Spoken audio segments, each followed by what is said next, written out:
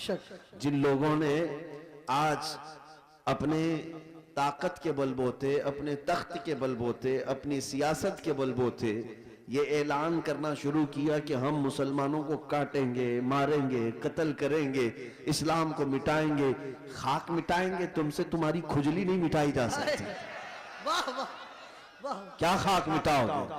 तुम क्या समझते हो इस्लाम किसी मोहल्ले का मजहब है? नहीं, किसी एक बस्ती का दीन है? इस्लाम की जड़ें तहतुस्सरा में है और इसकी शाखें औजा सुरैया पर। इस दरख्त को हिलाना तो दूर की, पत्ते का बहाल बेका करना भी मुश्किल है। दुनिया बहुत कोशिश करके देख चुकी, तुम्हारे पास कितनी ताकत है, न कारून के बराबर है, न शद्दाद के बराबर है, न फिरौन के बराबर है, न हामान के बराबर है। बड़ी बड़ी ताकतें आई, लेकिन दीन हक को कभी ना वो मिटा सकी थी, ना मिटा सकेंगी। और हम तो ये कहते हैं, ये जो तुम जुल्म का माहौल गर्म कर रहे हो, उसी वजह पर मैं आज गुफ्तगू कर रहा था, ये तो हमारे आमाल की शामत है। हम भटके हुए थे, हम भटके हुए थे, वरना कुरान में अल्लाह ने फरमाया वलन यजअलल्लाहु लिलकाफिरीना अलल मुमिनीना सबीला, अल्लाह हरगिज़ काफिरों को मोमिनों पर गलबा नहीं देता, बेशक हरगिज़ नहीं देता। लेकिन ये आज के हालात इसलिए हैं कि हम रास्ता छोड़े हुए हैं। एक बात मैं आपको बताऊं, आज के हालात के तनाजुर में एक बात मैं कहूं, बगदाद में मुसलमानों का मुल्क, तारीखी विरासत हमारी रही है, ततारियों ने हमला किया, तबाह बर्बाद किया बगदाद को, और इतना बर्बाद किया कि मुसलमानों की खोपड़ियों से मीनार बनाए, दरियाए दजला का पानी खून से लाल हो गया। बादशाह की जो बेटी थी ततारियों की, एक जगह से गुजर रही थी, एक सच्चे मोमिन को देखा, इन हालात में भी वो खड़े होकर अजान दे रहा है, सुभान, अजान दे रहा है। बादशाह की बेटी थी, उसने कहा ये अब कहां से आवाज आ रही जब हम कत्ले आम कर रहे हैं, गर्दन मार रहे हैं, ये कौन है जो अजान दे रहा है? फौजी फौरन गए और पकड़ लाए। या नमाजें पढ़ने से रोक रहे हैं, ये ग्राउंड में नहीं पढ़ेंगे, वो मैदान में नहीं पढ़ेंगे, कितने मैदानों को तुम कब्जा करोगे? हाँ, तुम सिर्फ और सिर्फ मैदानों को रोक सकते हो, पेशानियों को झुकने से कभी नहीं रोक, कभी नहीं रोक। इबादत का ज़ौक़ हमारे पास अल्लाह ताला की आता है। तो ऐसे हालात में अगर अजान दे रहा था कोई, तो ततारियों की वो बड़ी औरत थी, बादशाह की बेटी, उसने गिरफ्तार करवाया, लाओ इस मौलवी को, अब कौन है अजान दे रहा है? उसको पकड़ करके पूछा, तुझे खबर नहीं है बगदाद पूरा टूट गया, तबाह हो गया, बर्बाद हो गया, लाखों लोगों की लाशें पड़ी हैं, इसी बुनियाद पर कि तुम मुसलमान हो, हम मार रहे हैं, और फिर भी तुम अजान दे रहे हो। उस नेक व सालेह आलिम रब्बानी ने कहा, हाँ सब नजर आ रहा है, लेकिन मुझे मेरा रब भी है, मेरे लिए मेरा रब भी है। दुनिया चाहे जो भी हो, जब तक मेरी सांस नहीं निकलेगी तब तक मैं अल्लाह अकबर कहता रहूं। सुभान अल्लाह, सुभान। अब सुनिए, उस खातून ने मुतासिर होकर के पूछा, अच्छा अल्लाह सबसे बड़ा है? अल्लाह सबसे बड़ा है? कहा हाँ अल्लाह सबसे बड़ा है, उसी की तुम इबादत करते हो। ये हमारे और आपके लिए बहुत ही सूटेबल बात है। तुम अल्लाह की इबादत करते हो, लोग ये तुमको ताना मारेंगे, अगर तुम अल्लाह की इबादत करते हो तो अल्लाह तुम्हारी मदद क्यों नहीं कर रहा? यही उस ततारी औरत ने कहा कि तुम उसको अकबर कहते हो, फिर ये बगदाद में ये सब जो मरे हैं ये भी तो वही थे, ये भी तो वही थे, ये मारे गए और हम लोगों को गलबा हासिल हो गया बगदाद पे। देखो ततारियों पर, वो जालिमों को अल्लाह ताला ने गलबा दे दिया, तुम्हारा खुदा ही दिया है, फिर ऐसा क्यों हुआ? बहुत पते की बात सुनिए, उस आलिम दीन ने क्या कहा कि खातून मैं तुझे एक मिसाल बताता हूं। तुमने देखा होगा कि भेड़ बकरियां पालने वाला कोई चरवाहा बकरियां लेकर के चलता रहता है, रास्ते पर चलता है, होता होगा ना आपके यहाँ भी रेवड़, जी जी, बकरियां चलती रहती हैं, लेकिन बकरियां पालने वाला साथ में कुत्ता भी पालता है। बेशक बकरी और कुत्ते का क्या लेना देना, कौन सा ताल्लुक है? लेकिन ये चरवाहे से पूछे, वो बताएगा कि बकरियां चलते चलते कभी इधर उधर चली जाएं तो ये कुत्ता भौंक भौंक कर उन्हें लाता है और फिर रेवड़ में जमा करता है। बेशक चरवाहा यही बताता है कि इसलिए सारे बकरियों को वो फिर से एक रेवड़ में जमा करे, इसलिए वो पालता है। कुत्ते को इसलिए छोड़ा जाता है, इसलिए पाला जाता है। बिला तशबीह व बिला तमसील, जहनों को करीब करने के लिए उस बगदादी आलिम ने कहा, हम उम्मत मुस्तफ़ा हैं, बेशक हम चलते हैं सीधे रास्ते पर, लेकिन जब कभी इधर उधर भटकते हैं तो अल्लाह तुम जैसे कुत्तों को हम पर छोड़ता है। आए है बेशक कुत्तों को छोड़ता है ताकि तुम भोंक भोंक करके वापस सिराते मुस्तकीम पर ले आ सको। मेरे अजीजों, आज ये जिस कदर मजालिम हो रहे हैं, ये तुम्हें सीधे रास्ते पर इंशाअल्लाह एक न एक दिन जरूर लेके आए। इंशाअल्लाह। मैं महसूस कर रहा हूं, चंद सालों पहले हर जलसे में लब्बैक या रसूल अल्लाह का नारा तो नहीं लगता था, लेकिन जालिम कुत्तों ने जब भौंकना शुरू किया तो अब फिर हमारा हर बच्चा लब्बैक कहने लगा। आए है लब्बैक लब्बैक लब्बैक या रसूल अल्लाह, लब्बैक लब्बैक या रसूल अल्लाह, लब्बैक लब्बैक या रसूल अल्लाह, लब्बैक लब्बैक या रसूल अल्लाह। अब बात सिर्फ इतनी ही है, मैंने जो उन्वान आपके सामने रखा वो यही है कि जब तुम अपनी हैसियत को पहचान लो कि मेरा रास्ता कुछ और है, जिस दिन तुम उस नुक्ते पर आ गए, मेरे अजीजों, इज्जतें तुम्हारी है, ताकतें तुम्हारी है, इक्तिदार तुम्हारा है। जिस तरफ रुख करोगे मौला ताला उस हवा को तुम्हारे जेर नगी फरमाएगा। तुम्हें पता नहीं है कि तुम्हारी तारीख क्या थी। हमारी तारीख इकबाल की जुबान से अगर सुनोगे तो इकबाल कहता है, टल न सकते थे जंग में अगर जंग में अगर अड़ जाते थे, पांव शेरों के भी मैदान से उखड़ जाते थे, तो जिससे सरकश हुआ कोई तो बिगड़ जाते थे। अरे तेग क्या चीज, हम तोप से भी लड़ जाते। दश्त तो दश्त है, दरिया भी न छोड़े हमने, बहरे जुल्मात में दौड़ा दिए घोड़े हमने। आ गया आइन लड़ाई में गर वक्ते नमाज, किबला रूहों के जमीन बोस हुई कौम हिजाज। एक ही सफ में खड़े हो गए महमूद और अयास, न कोई बंदा रहा न कोई बंदा नवाज। यह हमारी तारीख थी, यह हमारी तारीख थी।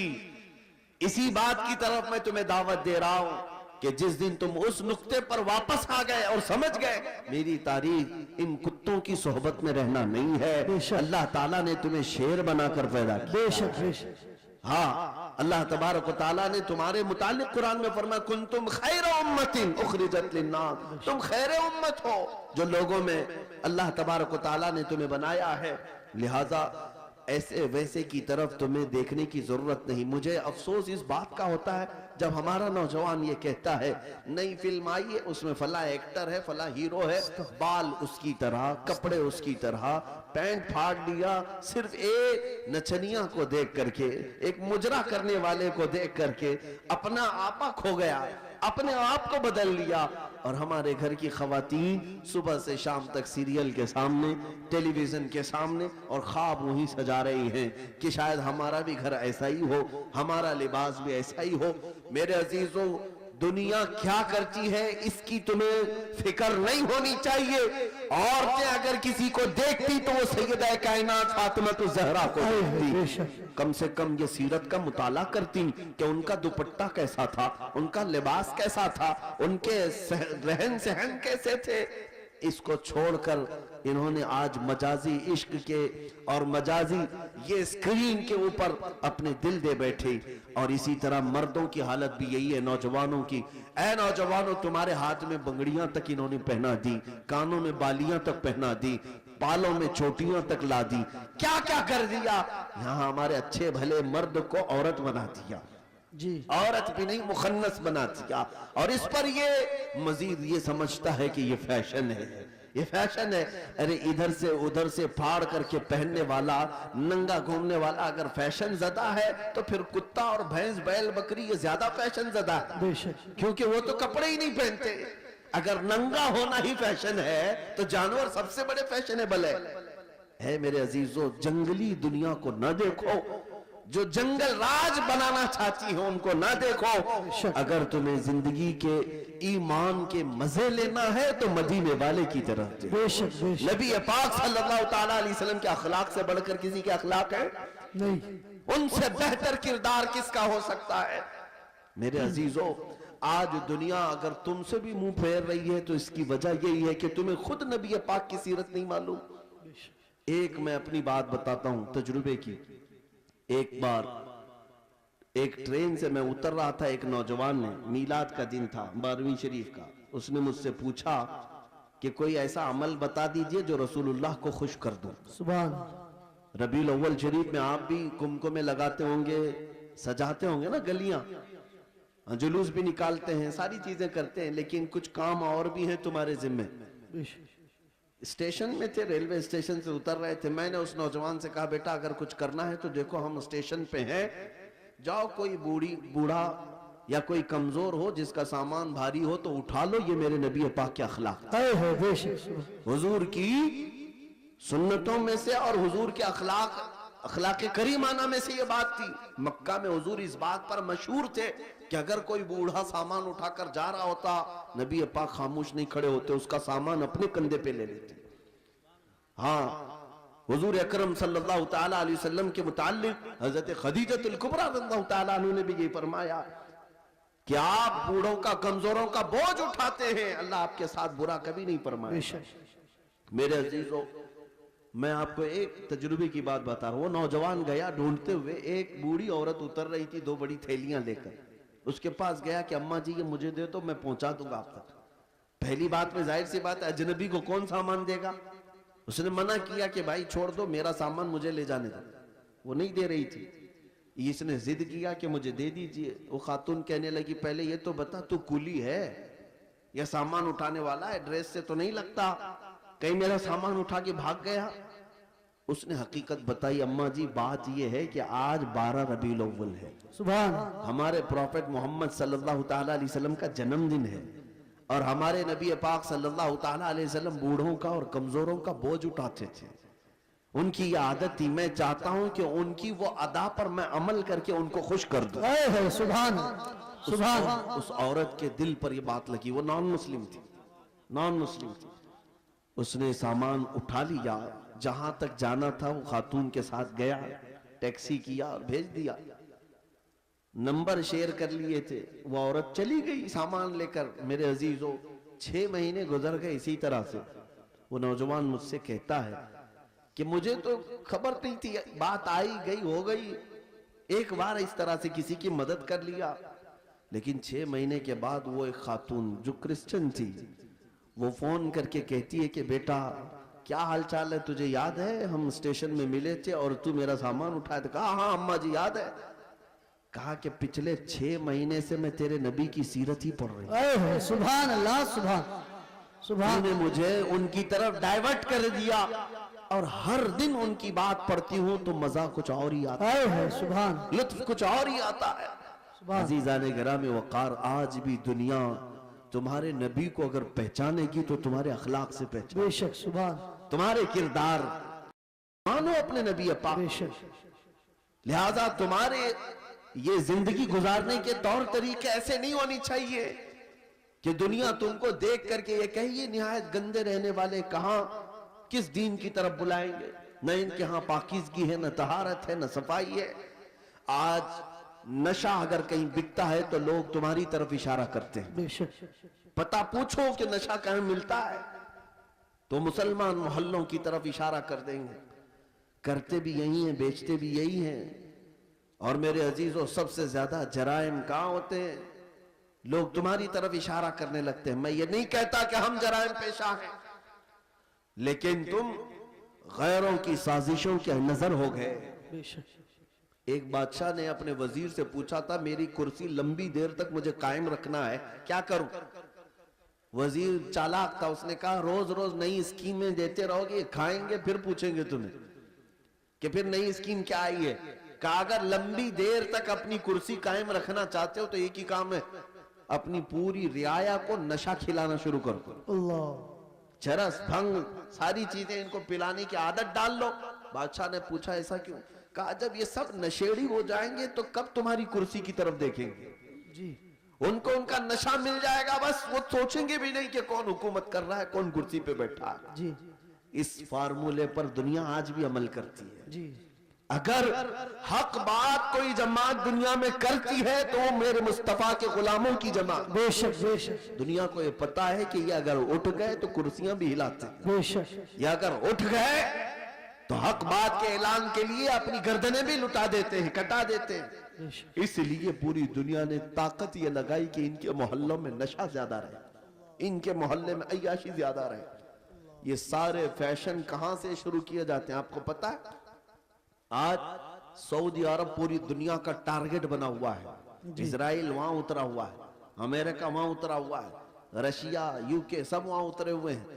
ہم تو اسے مرکز اسلام مانتے ہیں, مکہ مکرمہ اور مدینہ طیبہ ہونے کی وجہ سے, اس لیے نہیں کہ بادشاہی حکومت ہے.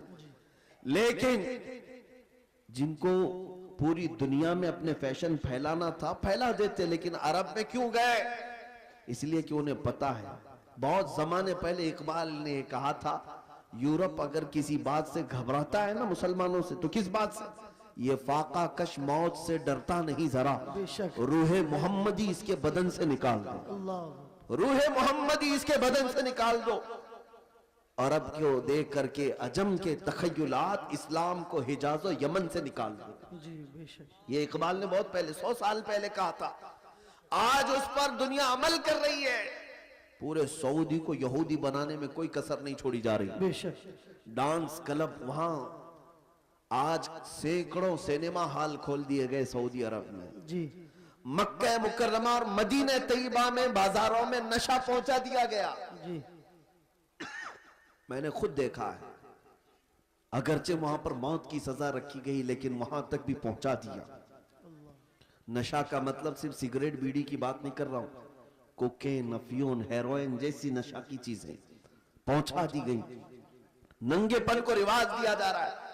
نئی نئی بیچ بنا کر کے سمندر کے کنارے ننگے جس طرح لیٹتے ہیں, دنیا یہ چاہتی ہے کہ محمد عربی کے غلام بھی اسی طرح ننگے لیٹے. وہ حدیث صادق آ گئی, میرے آقا نے فرمایا تھا, یوشک ان تداعى علیکم الامم کما تداعى الاکلۃ الی قصعتها. حضور فرماتے ہیں قریب ایک زمانہ آئے گا, تم دیکھو گے ساری قومیں میری امت پر جھپٹ پڑیں گی جیسا بھوکا برتن پہ جھپٹتا ہے. یہ سب کے ٹارگٹ ہم ہی بنے ہوئے. آج اخلاق تمہارے اندر سے نکالنے کے لیے کیا کیا کیا جا رہا ہے جانتے؟ یہ انٹرنیٹ اس طرح سے آسان کر کے تمہارے ہاتھوں میں دیا گیا اور نوجوان کو آزادی کے نام پر کھلا چھوڑ دیا گیا. نوجوان لڑکا ہو کہ لڑکی ہو, اسے خبر بھی نہیں ہے کہ تمہارے ہاتھ میں یہ ایٹم بم کی طرح سے ایک ہتھیار آیا ہے. یہ ہو سکتا ہے دنیا کو نہ تباہ کرے, لیکن تمہارا ایمان اور اخلاق مکمل تباہ کر رہا ہے. ایک دو نہیں, سینکڑوں نوجوانوں کے میسج میرے پاس ہے جنہوں نے 25 سے 30 سال کے بیچ میں ہی اپنی جوانی برباد کر لی. کیا کرتے کیا تھے؟ اس موبائل کی دنیا میں داخل ہو کر انہیں ایسا لگتا ہے اب کوئی نہیں دیکھ رہا ہے, پورنوگرافی کرتے رہو, بے حیائی کی فلمیں دیکھتے رہو, ننگی تصویریں دیکھتے رہو. میرے عزیزوں, میں نے ایک ڈیٹا نکالا تھا لاک ڈاؤن کے موقع پر, اس میں جو انٹرنیٹ میں سرچ کرنے کا جو ڈیٹا آتا ہے کہ کس چیز کو کتنی بار سرچ کیا گیا ہے, تو پتہ ہے آپ کو حیرت ہوگی, ایک رپورٹ آئی ہے اس لاک ڈاؤن کے بیچ میں 95% اگر نیٹ میں کوئی چیز سرچ ہوئی ہے تو پورنوگرافی, گندی تصویریں اور ننگی تصویریں دیکھنے کے لیے سب سے زیادہ سرچ کیا گیا ہے. یہ کیا ہو رہا ہے؟ آپ کو اندازہ بھی ہے کہ دنیا تمہیں تباہی کے کس دہانے پر لے جانا چاہ رہی ہے. میں آج یہ باتیں کھل کر اس لیے عرض کر رہا ہوں کہ اگر آج تم بیدار نہیں ہوئے, کل تمہارے آنے والے بچے یہ نہ پوچھیں کہ محمد کس کا نام تھا. معاذ اللہ رب العالمین. قرآن کیا چیز ہے؟ کیونکہ میں نے یہ جدہ میں, عرب میں, سعودی عرب میں ایک شیخ کو کہتے ہوئے سنا, عربوں نے اپنے بچے آسٹریلیا میں, امریکہ میں پڑھنے کے لیے بچپن میں ہی ڈال دیے تھے, اور جب بچے وہ جوان ہو کر کے آئے تو اپنے باپ سے اس بات پر لڑنے لگے کہ اللہ ایک ہی کیوں ہے. یہ کہاں کی بات کر رہا ہے؟ عرب کی بات کر رہا ہوں. آج یہاں کے بھی حالات کوئی دیگر نہیں ہے. تم نے بھی بچے پیدا ہوتے بولتے ہی دوسروں کی جھولی میں ڈال دیا.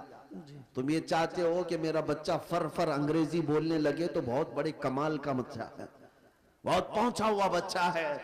تمہیں پتہ ہی نہیں کہ دنیا اپنے قدموں میں غلام بنانے کے لیے سارے ہتھیار لا کر رکھ چکی ہے, لیکن پھر بھی میں اپنی اس کشت ویراں سے مایوس نہیں. اس دنیا نے جو کرنا تھا سب کر لیا ہے. آپ کو پتا ہے ہر اسکول میں ایجوکیشن میں سیلیبس بدل کر کے کیا کیا چیزیں زہر کے طور پر ڈالی جا رہی ہیں, کیا کیا چیزیں ڈالی جا رہی ہیں. مسلمان بچوں کے ایمان کب کے تباہ ہو جائے. ایک اسکول کے ایک کتاب میرے پاس لائی گئی تھی, کافی سال ہو گئے, جس میں چوتھی یا پانچویں کی یا تیسری کی, اس میں انگلش میں ایک پوئم تھی جس کا مطلب یہ ہوتا تھا کہ خدا کبھی کبھار اترتا ہے, انگلش میں گاڈ اترتا ہے اور بیچ پر ناچنے والیوں کو غور سے دیکھتا ہے, استغفر کبھی وائن پیتا ہے, نعوذ باللہ من ذالک. یہ بچپن کے ان دماغوں میں اگر یہ چیز جائے. میں کتاب تلاش کرتا رہا, مجھے نہیں ملی. کسی صاحب نے کہا تھا کہ کوئی ٹیچر یہ پڑھا رہی تھی اسکول میں. اگر یہی سارے معاملات رہے تو میرے آقا کی وہ حدیث بھی صادق آتی, کل مولود یولد علی الفطرہ وابواہ یحودانہ او یمجسانہ او ینصرانہ. ہر پیدا ہونے والا بچہ اسلام کی فطرت میں پیدا ہوتا ہے, لیکن اس کے ماں باپ اسے یہودی بنا دیتے ہیں, عیسائی بنا دیتے ہیں, یا آگ کا پجاری بنا دیتے ہیں. آج یہی تو حالات ہے. تمہارے گھر کا بچہ تو ایمان پر پیدا ہوا تھا, لیکن تم نے کسی اور کی گود میں ڈال کر کب کے اسے کافر بنا دیا. بے شک. اور نبی پاک صلی اللہ تعالیٰ علیہ وسلم نے یہ بھی فرمایا, قیامت کے قریب ایک زمانہ ایسا آئے گا تم پر, صبح تم مومن رہو گے, شام میں کافر ہو جاؤ گے. رات کو مومن سو گے, صبح کافر اٹھو گے. میں سوچتا تھا ایسا کیسے ہو سکتا ہے. میرے عزیزو, دنیا نے اتنے ہتھیار بھی تمہارے پاس رکھ دیے ہیں, تمہیں خبر بھی نہیں ہوتی. تم گانے سنتے سنتے سو رہے ہوتے ہو, کئی کفریہ کلمات اس میں آتے ہیں. رات کو تو ایمان والے تھے, صبح سن کر کے کافر ہو چکے. بے شک.